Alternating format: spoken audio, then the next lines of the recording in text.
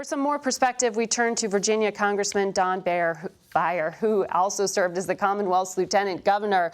You jinxed me there, Congressman. I'm sorry, I'm sorry I muddled your name there. You heard the conversation we just had with Congressman Wexton and with Gayle King.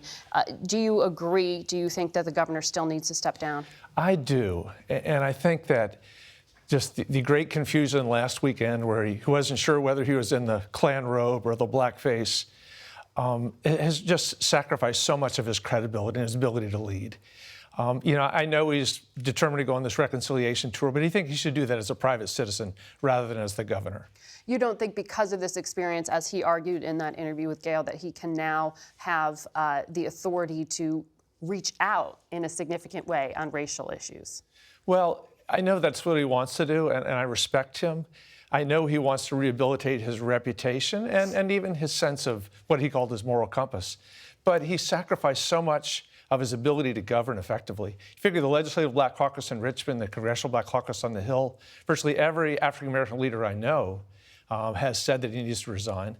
And the Post poll that we've talked about before, right. One of the things we miss is that 40% of black Virginians think he shouldn't remain. That's a damning number for a Democratic governor.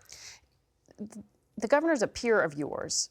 Do you think that the time, the place, the context of any of this should be considered in placing judgment on him? Yes, it should. And I think that's one of the differences between Governor Northam and Attorney General Herring. I mean, they both made dumb mistakes as young men.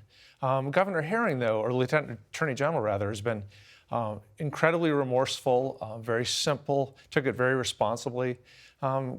The way my Governor Northam handled it the first couple of days was confusing, even bizarre. And he's also in a different role. The Attorney General runs the state's largest law firm, whereas the governor really has to be the role model for more than 8 million people. You know, Attorney General Herring, who you just brought up, also admitted to having worn blackface at one point. If he resigns, the next in line is a Republican. Cynics would look at this and say the calculus to not be as harsh on the Attorney General is influenced by that. Yeah, but I don't think that's actually true. There are cynics that say this is about the next election, but I think it's much more about values.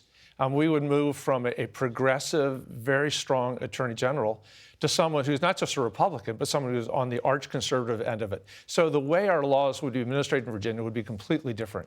This isn't about party politics as much as it is about the kind of Virginia that we want. Now, the Lieutenant Governor, Justin Fairfax, now 2 of the accusers have said that they would publicly testify should there be impeachment proceedings.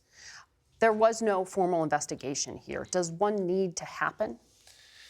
I don't really know how that happens. I mean, maybe the impeachment proceeding does that. I know the Lieutenant Governor's called for an FBI investigation. We'll see anyway that particularly happens.